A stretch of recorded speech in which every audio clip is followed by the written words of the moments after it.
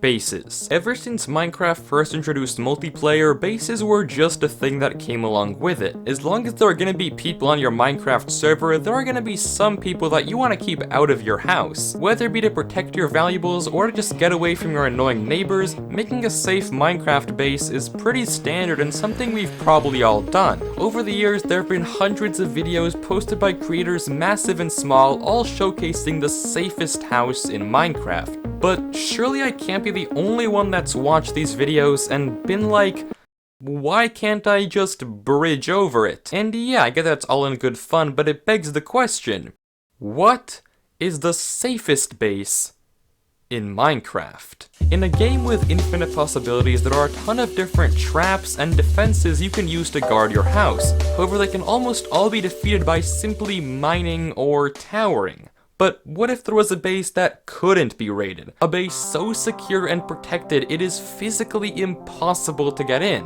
Well, today, we're gonna find out. I'm going to engineer what I think to be the safest and most secure, unbreachable base in all of Minecraft, and afterwards, I'll put it to the test against one of the best escape artists of our generation, Mithrodak, who straight up told me it was impossible. And we'll see if he can find a way in, or if I've won. This is Minecraft's safest base. And of course, super quickly, if you do end up enjoying the video, then please consider subscribing. We're on the final stretch to 1 million subscribers, and I'd love to get there before the end of the year, but I can't do it without your help. So please subscribe if you do enjoy, but with that said, let's get right into the fun. To design the most secure base in all of Minecraft, we have to decide what defenses we're gonna use. There are all sorts of defense mechanisms like blaze cannons and chunk bands, and I'm gonna go through and rank them before we start building. But before we continue, because I know this is gonna be asked, if the base is so secure, how are you gonna get in? Well, there are two very easy solutions. One is with the use of a timed ender pearl stasis chamber. You may know that using bubble columns, you can store an ender pearl and teleport back whenever you want. You could set up a hopper clock, leave the base, and once the clock goes off, you're sent back. Or, alternatively, and more easily, you can just die. If you set up an ender chest and put in all of your stuff, you can then kill yourself and respawn back at the base where you can access your stuff once again. Neither are particularly flawless, but sacrifices have to be made if you want the safest base in the whole world.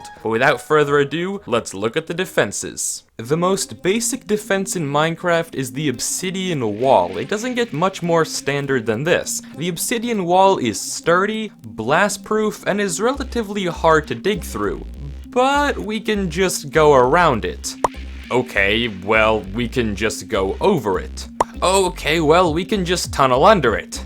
Okay, and now we're getting somewhere. But we can still mine through it. So how about using regenerative walls? This design is a classic and has been around pretty much forever. If you set up a cobblestone generator with a piston underneath, you can make a wall that fixes itself when broken. So whenever someone tries to break in, the wall will automatically fill the newly made hole. However, this design, like the previous, isn't foolproof. For one thing, you're vulnerable at the redstone. The redstone portion of the build, for obvious reasons, can't be guarded very easily. Not to mention, you can't make a working roof without a very awkward edge that can be infiltrated quite simply. So maybe regenerative walls aren't the way to go. Well, what if the player can't get to the wall in the first place? What if we had a moat? The moat is the classic defense mechanism, and usually you'll find people building giant moats out of lava or some guardian-infested water. The latter is actually much more effective since you can just use fire resistance on a lava moat.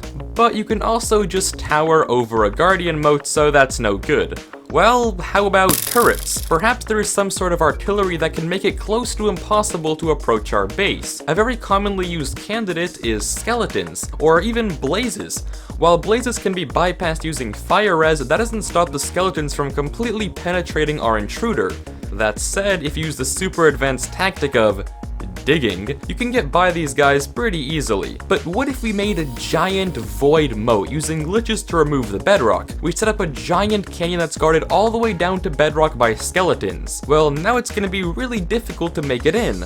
Except it won't be if you fly. You can just fly on top of the base and break your way in, even if it goes to build height. In theory, you can gather a lot of evokers and have them protect our house, however they can eventually be killed or just snuck by using a potion of invisibility, which is a fatal flaw of all mob traps. How about TNT though? If we submerge our obsidian base in water, we can set up TNT cannon dispensers that will periodically set off explosions near our walls, so that any player trying to mine them will be pushed around and disrupted. Combine this with pits of Elder Guardians, giving the player constant mining fatigue, and now we have the makings of an almost unraidable base. However, with enough dedication, not even this is impenetrable. For instance, if you make an obsidian tunnel up to one side of the wall, then sponge out the entire area, nothing is stopping the TNT from blowing up the dispenser that shot it, and then any intruder can have easy access into the base. So that doesn't work either. Oh, what's this over here?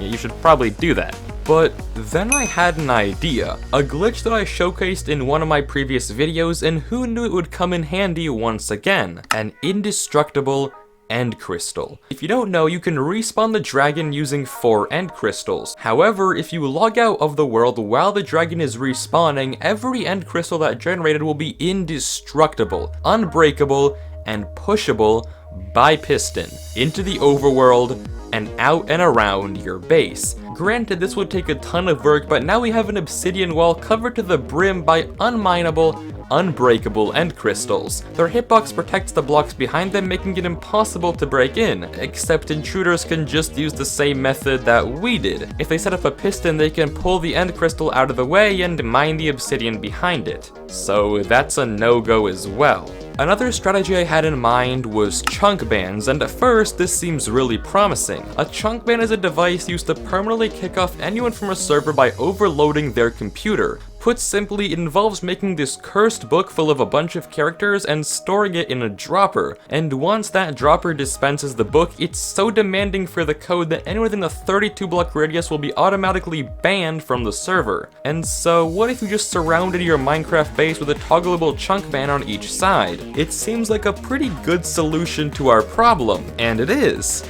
But it isn't foolproof. If you shoot an ender pearl over the chunk ban, you just get to the other unbanned side. And if you're wondering why that exists, well, how is the owner gonna use the base if the whole thing is banned? Well, what if you made a giant wall of blocks that blocks the ender pearls? The intruder can just shoot it over the wall at build height. We can stack boats above the height limit and block the pearl, but the intruder can just fly higher than that. It seems like no matter what you do, there will always be a counter. I mean, some players even went as far to develop a wither cannon. A cannon that shoots withers at a wall and uses its block-breaking mechanic to break through. And since this affects obsidian, it's a renewable way to chip at even the most protected walls. And once those walls are gone, an ender pearl will be a perfect way in. With the infinite possibilities that Minecraft provides, there will always be a way to get into any base.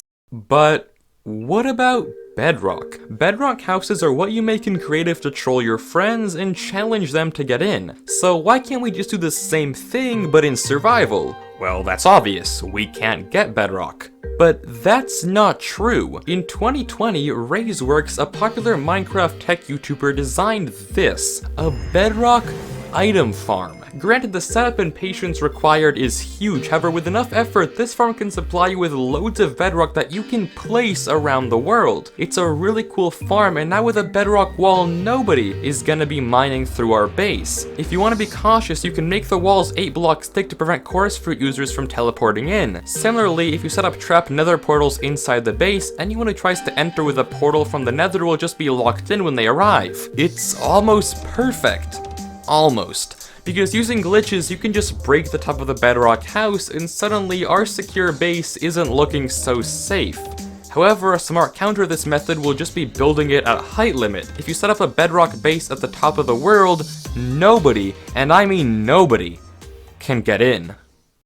So yeah, maybe making a bedrock box and using a bedrock farm is the best, most secure house in Minecraft. But that answer isn't satisfying. A bedrock farm for a huge bedrock base on an old version of the game? That would take hundreds of hours. There has to be another way. And I was almost ready to give up on this idea, and for 5 months I did. I didn't think it was possible and scrapped the video. But then I saw this. A video uploaded a couple of weeks ago by Mumbo Jumbo making his tiny safe house. And yeah, while his house isn't insanely defended, it does the job and makes a good video. But there is one piece of information in the video that's absolutely priceless, and allows me to present to you the safest, most secure base in all of Minecraft. This.